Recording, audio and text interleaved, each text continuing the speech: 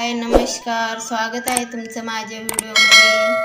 तर कसे काय सर्वजण बरे आहात ना। मी बनवणार आहे आज याची मोदक बनवणार आहे आणि कालचा व्हिडिओ टाकला मी, त्याच्यावर खूप भारी तुमचा प्रतिसाद भेटला बरं का। आणि आज मोदक बनवणार आहे। तसं तर झालेले आहे, म्हणजे आता गणपती तुम्ही म्हणसाल नाही तर गणपती उठायची वेळ आली।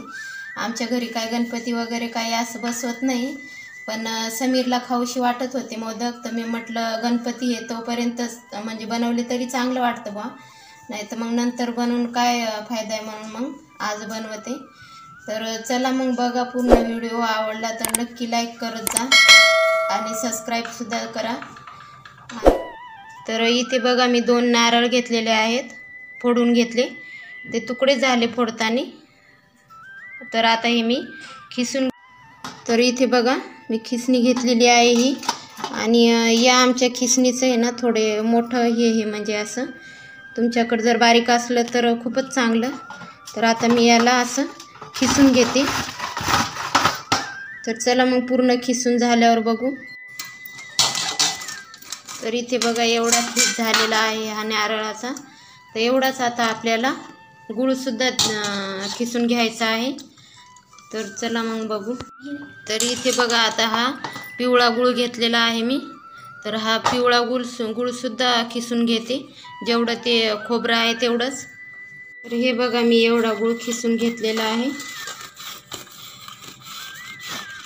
तर इथे बघा जेवढं मी खोबरं घेतलं ना तेवढंच गूळसुद्धा घेतलेला आहे खिसून। तर याच्यात तुम्ही कमी जास्त करू शकता गुळामध्ये, कारण कोणाला गोड आवडतं, कोणाला थोडं मिडियम आवडतं। आम्हाला जास्तच गोड आवडतं, त्याच्यामुळं मी थोडा जास्तीचाच घेतलेला आहे गूळ मागच्याच। तर इथे बघा विलायची नव्हती माझ्याकडे, विलायची पावडर, तर विलायची पावडर मी करून घेतली खलबत्त्यात, साधारण अर्धा चम्मच असेल, तर ही पण आता याच्यात टाकून घेते। इथे बघा मी एवढं पीठ घेतलेलं आहे गव्हाचं, मैदा वगैरे नाही आहे याच्यात। आणि इथे तूप ठेवलेलं आहे कडक खायला, कडक झाल्याच्या नंतर याचं मोहन घालायचं आहे आपल्याला या पिठात। तर इथे बघा चवीनुसार मीठ टाकलं मी थोडंसं। तर त्याच्यानंतर बघा हे तूप छान असं गरम झालं, आणि असं सर्व याच्यात ओतून द्यायचं, आणि असं गरम तर इथे बघा मी सर्व ते तूप ओतून आणि थोडं थोडं पाणी टाकून एक जीव असा उंडा बनवून घेते। तर इथे बघा असं कडक सर्व पीठ मळलेलं आहे मी। आपण पोळ्याला मळतो तसं नाही मळायचं पातळ, असं कडक मळायचं। तर इथे बघा मी कढई ठेवलेली आहे आता सारण बनवून घेण्यासाठी। कढई थोडी अशी छान तापून घ्यायची। त्याच्यानंतर मी ही साधारणतः 1 चम्मच खसखस असेल, ही थोडी आपल्याला हलकीशी अशी भाजून घ्यायची आहे। बारीक गॅसवरतीच भाजायची। हे बघा आपण मगाशी ते तयार करून घेतलं होतं ते, तर आता हे खोबरं आपल्याला हलकंसं भाजून घ्यायचं आहे। या खसखसमध्येच मी हे खोबरं हलकंसं भाजून घेते। तर हे बघा मी हलकंसं भाजून घेतलं आहे खोबरं, थोडंसं काहीतरी हलकंसं भाजून घ्यायचं। आणि आता तो मगाशी गूळ खिसून घेतला होता आणि तो मिक्स करायचा। आणि विलायची पावडर पण अगोदरच टाकून घेतली होती आपण। तर हे बघा आता हे असं मिक्स करून घ्यायचं एक जीव, याचं सगळं पाणी सुटेपर्यंत या गुळाला।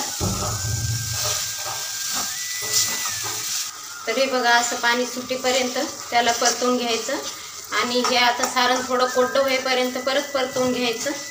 तर छान असं पाणी सुटलेलं आहे आता याला असं बारीक गॅसवरती कोरडं करून घ्यायचं थोडंसं।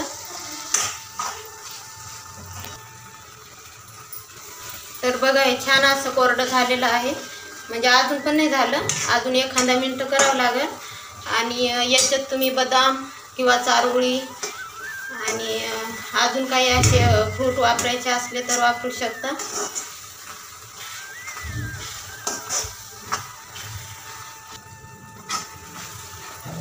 तर हे बघा हे सारण आपलं आता तयार झालेलं आहे, आता गॅस बंद करून हे गार होईपर्यंत म्हणजे होऊ द्यायचं आहे आणि नंतर आपल्याला हे करायचे मोदक. तर बघा हे सारण आता तयार झालेलं आहे. तर या पिठाला आता थोडंसं तूप लावून परत मळून घ्यायचं.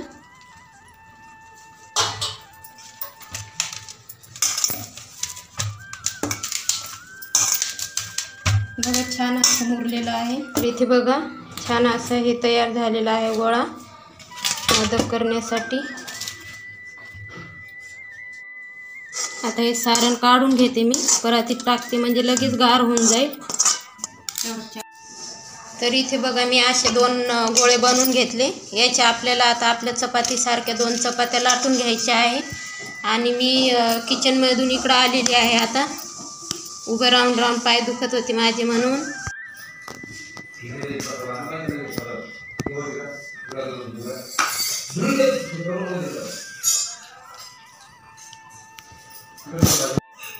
तर हे बघा मी इथं येऊन बसलेली आहे पोळी लाटायला.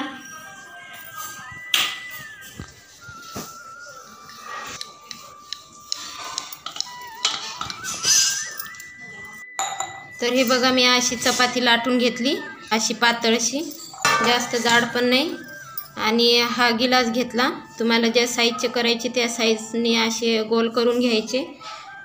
तर मी छोटे छोटेच बनवणार आहे, जास्त मोठे नाही. तर इथे बघा मी असं गिलासाने हे करून घेतले, कापून घेतली आहे. आणि हे उरलेलं आपल्याला बाजूला काढून ठेवायचं. आणि ह्या पुऱ्या आपल्याला बाजूला काढून ठेवायच्या.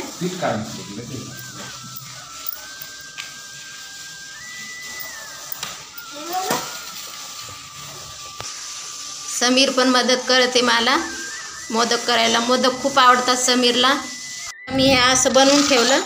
आता हे सर्व बनवून ठेवते मी अशा. बघा मी सर्व करून घेतल्या अशा एवढ्या झालेल्या आहेत. तर आता आपल्याला मोदक भरायचे आहेत. इथे बघा हे सारण पण चांगलं थंड झालेलं आहे. म्हणजे एवढं पण नाही थंड, पण थोडं थोडं आहे गरम. आणि जास्त थंड पण करून घ्यायचं नाही. तर हे बघा मी एक हे घेतली अशी. आणि याच्यात आपल्याला सारण घालायचं आहे. तर हे बघा अशा कळ्या करून घ्यायच्या. आता हे मोबाईल समीर कसा धरतो काय माहिती, समीरच्या हातात आहे. आणि अशा घट्ट अशा कळ्या तयार झाल्या पाहिजे.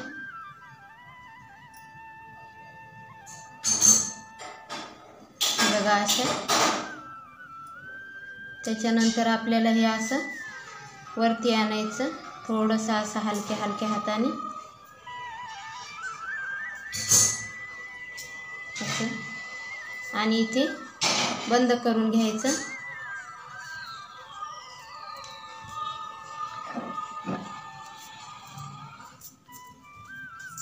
तर बघा कसा मोदक तयार झालेला आहे. तर असेच आता मी हे सर्व करून घेणार आहे. अशा प्रकारचे मोदक तयार झालेले आहेत. 2-3 बाकी राहिले करायचे. आता हे करून घेते आणि हे तळून घेते. तर इथे बघा तेल असं छान तपलेलं आहे.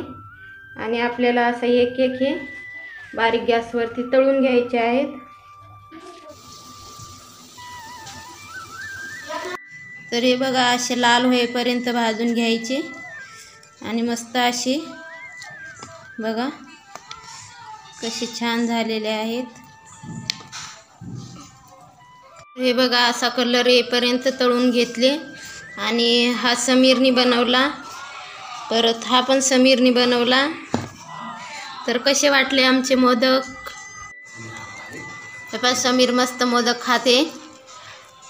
समीरला गरम लागते तरी पण समीर खाते. हे बघा समीर पण खाते मस्त गरमागरम मोदक. कसे झाले समीर? एकच नंबर. छान झाले ना? हो. आवडले का तुला? हो. तुम्ही पण या म्हणा गरमागरम मोदक खायला. या तुम्ही भी गरमागरम खायला मोदक. बाय.